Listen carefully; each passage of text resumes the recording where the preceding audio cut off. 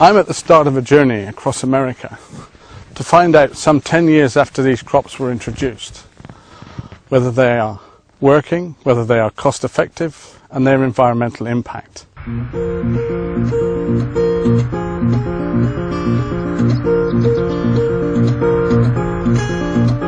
a baby, get your big leg off of mine. There's a baby, get your big leg off of mine. My main role in life is as a conventional livestock family farmer from Cornwall, but I'm also a family farms campaigner. I've seen the development of herbicide-tolerant and insect-resistant crops since their introduction, and as a UK farmer, I also know there is a huge pressure to allow the growing of GM crops in the UK and Europe. Hi. Hi. You must be Mike. That's right. You sprayed this the last day or two? About 3 days ago I sprayed this. These are Roundup Ready sugar beets. I've discovered I got a problem out here, and that is... These are not dying. This is a new weed for us. What that is that's Roundup Ready canola. And Roundup Ready canola isn't growing anywhere in this region. In the springtime we have huge flocks of geese that land in these fields as they're coming out of Canada in the fall, and then of course in the spring, you know, they come back. But I think in the fall, when they're coming from Canada, fed on the canola up there. They're eating canola up in Canada. Passing through them and then dropped here on the... Yep. There's nothing that kills this out of sugar beets, and so I called Monsanto and asked them what I could do about it. They told me hand labor was the only way to get rid of it. One plant can have hundreds of thousands of seeds on it, and if that goes to seed, then we'll be dealing with it much sooner, and it'll be a much bigger problem. You probably don't know about this yet over in Europe, but Monsanto actually was granted a patent on tank mixing. Just the process of mixing chemicals together. They know that we're going to have these problems, and they know it's going to take tank mixes of other chemicals with Roundup to control this sort of a problem. And also, of course, you know, our weeds are becoming resistant to Roundup, so we're having to tank mix other chemicals in to control those problem weeds. We've just relied too heavily on Roundup is what's happened, and everybody's been using it in every crop, and the weeds are really quickly adapting and becoming immune. When Roundup Ready crops started to get introduced here back in the mid-90s, as far back as the early 90s, most of these chemical companies stopped putting research into developing new conventional herbicides because they thought everything's going to be Roundup Ready, there won't be a market for this stuff, we're not going to put any money into development. So here we are, you know, 25 years later, and roughly, and we've got this problem. We don't have any herbicides to control some of these weeds, and we're relying on Roundup, and we're starting to have a real mess. The last years that I was growing conventional soybeans, I was trying to grow for Japan, and we were exporting them over there, and they wanted to have pure non-GMO soybeans. And what happened was our beans kept becoming more and more contaminated, and it was getting down to the point where about 50% of our loads were being rejected because of contamination. And we couldn't buy seed that was pure without contamination. The seed company told us straight up, this stuff's going to have some contamination in it. And and on top of that, the conventional seed no longer was cheap. The seed companies, because the Roundup Ready seed was 5 or 6 times as much money, they simply hiked the price on their conventional seed, and then when they sold you the seed, it came with a clause that even though it's conventional, it's not patented, you couldn't save and replant it. So we were back to paying the high price for the conventional seed. We couldn't sell it into the Japanese market for a premium. We were putting then more expensive conventional herbicides on it. It was a losing proposition. We didn't have any choice but to go back and start planting Roundup Ready crops. There was no choice. That was the only choice. You're trapped into a pattern that you can't get out of. Right. So now we're growing soybeans that instead of paying $6 or $7 or $8 a bushel for seed, we're paying in the $50 to $60 a bushel for the seed. Monsanto had what they call, because the price of the seed is so expensive, they were justifying that with what they call their rewards program. So in other words, if the crop freezes off, if it blows out in the wind, if it floods out in a flood or something like that, they'll supply you with another round of seed at a discounted price, or to reseed. They'll help you to replant. If you're going to use a generic, then you're on your own. You're on your own, right? So that that was supposed to come with the high price of the seed, but not, so in other words, they're kind of forcing you to use their chemical because it's sort of an insurance policy. They're giving you a freedom, problem. but a freedom with a lot of buts. Right. You know, a lot of clauses that mean you're still, in a way, trapped into using their products as well as their seed. Right. It becomes one of those things where you have to weigh the advantages and disadvantages of not using their product, and it's a way to entice you to use their product is what it is. Yeah. As I drove north to meet another farmer, I thought about what Rodney had said. It seemed crazy to me that he had to resort to hand labour as the only way to control the GM canola that was growing in his crops. In North Dakota, we had a whole coexistence panel and a coexistence, trying to think of what one would call it, sort of a trial run at trying to understand if there could be coexistence. It was deemed not possible. No matter how careful one might be in segregating every aspect of production, from seed production and development through marketing of the commercial supply, even if one could achieve that, which I don't think is possible, not economically anyway. The pollen drift issue the cross-pollination issue is unsolvable. So at a distance of 40 yards, which is what the European Union is talking about, I can tell by the smile that you think that is completely ridiculous. I guess the serious consideration of buffer zones was given up in this country quite a long time ago. Issues such as pharmaceutical rice was one that was brought up in Missouri, and not too long ago, and the company that was contemplating the field tests of that moved it from Missouri 1,000 miles to North Carolina, where no rice would be grown for several hundreds of miles. Yeah. So that is the type of distances that we're talking now. I headed south through South Dakota into Iowa and continued south just into Missouri before turning west over the Missouri River into Brownville, Nebraska. Here I hope to meet a farmer called Corky Jones who farms 3,000 acres of GM maize and soybeans. This was maize, and was planted about the first week in May. And after it was planted, before it emerges, we put a pre-emergence spray on this of chemicals to hold down the grass and the weeds, which about 2 weeks later or 3 weeks later, we come back with Gramoxin over the top of that. Right. So it's a twofold shot. Neither one of them work 100% by themselves, but it's a double deal. If we just waited to have the weeds emerging and going to come in with glyphosate, you're going to cut way back the yield. So this had a residual herbicide on before sowing. It had Gramoxone on before you sowed. Yep. And then it's had a Roundup since. Right. You've right. sowed it. Mm-hmm. And that appears to have now effectively the combination of those 1, 2, 3. It's expensive, three sprays, but it's done the trick. Yes, yeah. And we've heard the single pass, for so long. Well, you won't hear that from an actual producing farmer. He knows by now that that's a fallacy. Yeah. To me, the logic says, well, okay, the system maybe worked for a few years, and now it doesn't. You're having to spray more. The seeds costing more. How come American farmers haven't gone, okay, fine, let's go back to conventional spraying patterns? I mean, if you're using the conventional sprays that would work on any crop of corn or any crop of beans. The seed companies have dropped the research into conventional. They're holding this. So it's availability of non-GM seeds. Right. Is the crucial factor here. That is right. That is right. After leaving Corky's, I headed east back into Missouri to meet Roger Allison, a very unusual farmer in today's American agriculture, as he grows non-GM crops. We're in soybeans, but these are non-GM soybeans. Yeah, this is a public variety soybean. the name is Willcross, and that it's not a GMO. It's a non-GMO soybean.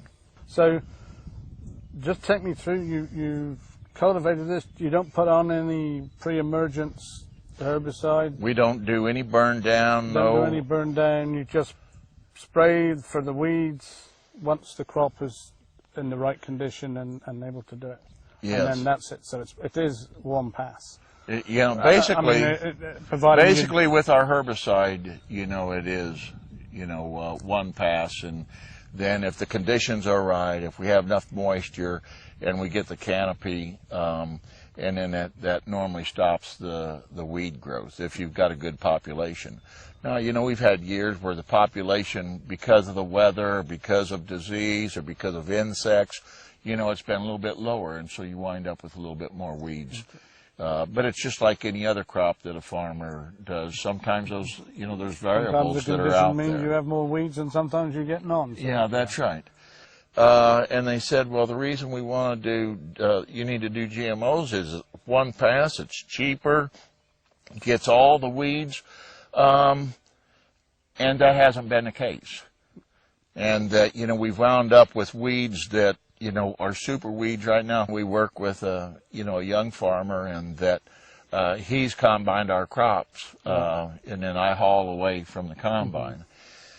And it's worked out, pretty well for us. But he also does custom combining for, a lot of other farmers. And that, so these weeds get passed around, because you can't get your combine clean enough, to say that, that combine you never is get it as clean as it was when it came out of the factory. Absolutely not. There's just no way. Do you have any problem with weed control?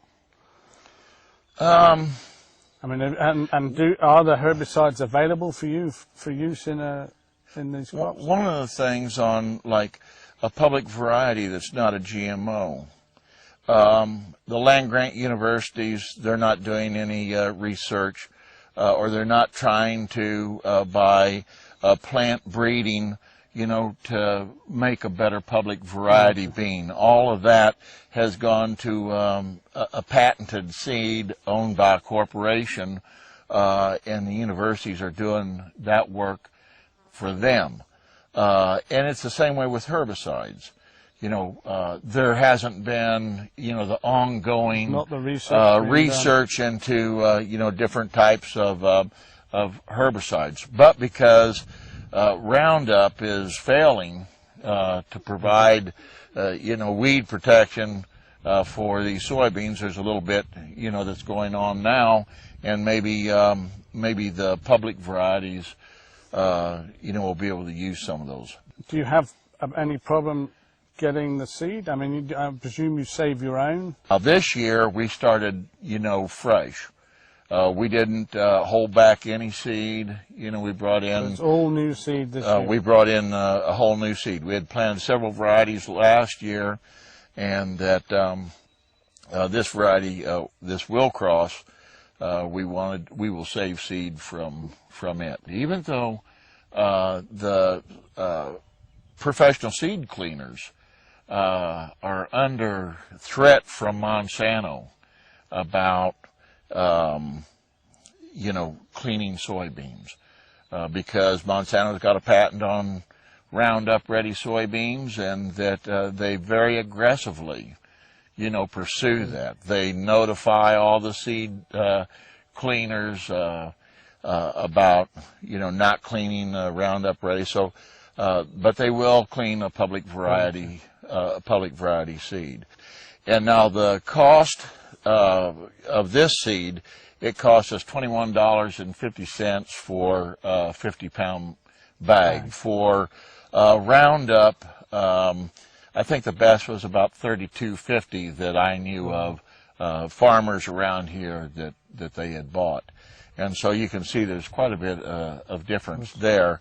And then the other difference really comes in is when I save my seed next year and I plant it, I'm going to have, the market price of the seed basically, in that, in which will be, probably half of the $21.50, maybe $10 if we're lucky. and it doesn't fall to $5 a bushel. What would you recommend to me as a UK farmer and to other European farmers? Should we go down the route of genetically modified crops, or is it something you think we should avoid doing? Well, I would say, you know, at all cost, avoid doing it. That evening I had a phone call from someone I would call Joe, not his real name. He had heard about the film I was making on GM crops from one of the farmers I'd met on my journey. After talking to him for some time, he agreed to do an interview for the film about his experience as someone involved. His identity has been hidden because of his work. When glyphosate was patented, still on patent, and at first the soybean system was introduced, it cost a farmer about $20 for a quart of glyphosate. And then as we had to start using more than a quart, it came down to about $15, and then down to about $10 an acre. And it didn't matter if you were throwing a bit more on, the cost hadn't risen. Exactly, yeah. And it stayed about there. And then when glyphosate came off patent, then the market crashed in it, and it got down to $3 or $4 an acre. And that's when everybody really switched over because it got so cheap. And then once they had everybody switched over, the companies went and controlled the glyphosate market, and now we're back up to $10 or $12 an acre once they've got everybody trapped. The companies have controlled the ingredients that go into glyphosate. That's right. And in order and having done that, they can then manipulate the price. Exactly. Having the farmers in the system. Mm-hmm. Right. So if you're in the business of making of selling a non-branded glyphosate or a generic glyphosate, you really don't have a choice, because you have to buy your acid from the controlling company, and they raise the price of the acid to make it so that the price of the end product goes up. And on the seed side, we used to think $100 for a bag of corn was quite a bit of money. How much would a bag seed? How many? This year, the list price on a bag of corn will do about 3 acres. So, yeah. Yep. So used to be about $30 an acre, and now we're paying about $300. So now it's about $100 an acre. It's tripled in price. In 2 years. Once this all happened, all research and technology on any other herbicides just completely came to a halt. So if the system gets to the point where it's at now, and if it continues to deteriorate, where it doesn't control the problem weeds that we have, there hasn't been any research and development hardly done on any new products for 10 years. So we don't have alternatives. You don't have alternatives once it fails. Other than to put on even more glyphosate and hope that'll work. Yeah, that's exactly right. Let's pour it on with a jug rather than spray it on. That's right. Mm-hmm.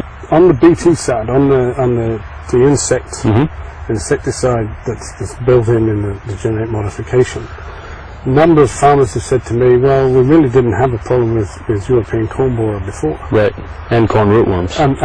So that we've gone, now we don't have a problem. But, one guy, for instance, said that, in the last 30 years, he'd had 1 year when it had been a real problem. Mm-hmm.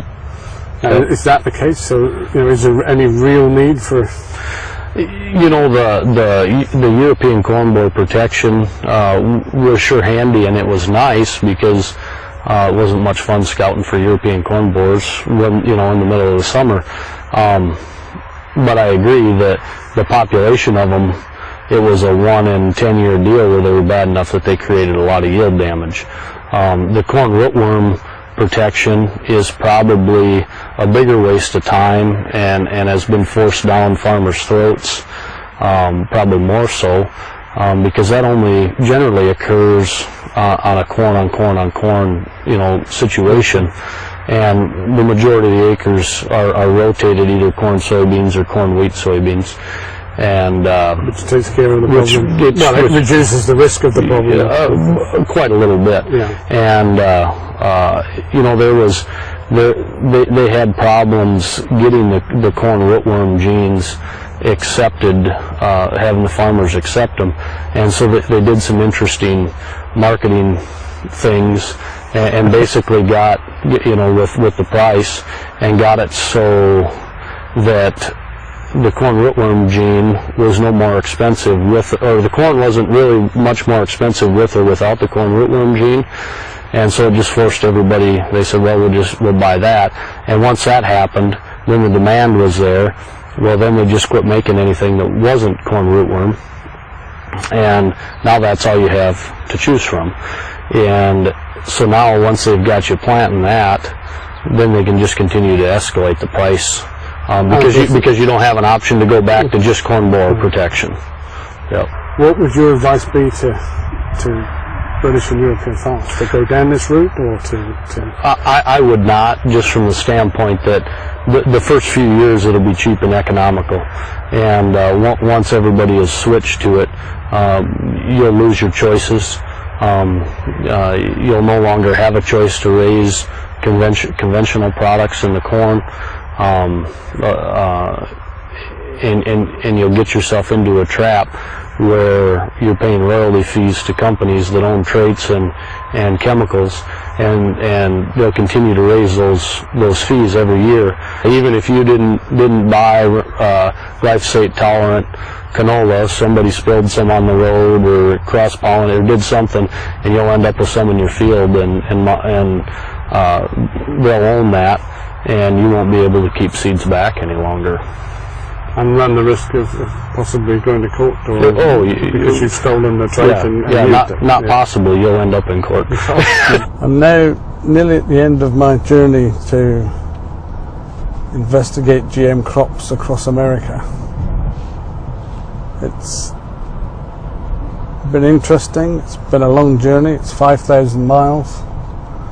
I've talked to a lot of farmers and a lot of other people.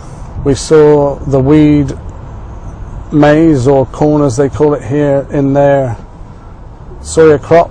We saw the weed soya in their maize crop, because both were Roundup ready. I saw two farmers that were non-GM in soybeans, one of them also non-GM in corn. Both were paying less for their seed, both were using less herbicide and at a lower cost. Time and time again, I've heard American farmers tell me that they are trapped in this GM crop system. Non-GM seeds are not readily available, and the few that are older, lower-yielding varieties. There is also the important fact that the genes that are modified in these crops are patented, so you cannot save your own seeds. As a number of farmers have discovered, if you are found to have patented genes in your crop, regardless of how they got there, or even if you didn't know they were there, if you have not paid the tech fee to the company who owns the patent, they can take legal action against you. So do American farmers grow these millions of acres of GM crops because the system works, or because there is little or no other choice? I think European farmers should look at what's happening here really hard before the decision's made as to whether we go down the same route. I'm going, trying, won't make mistakes.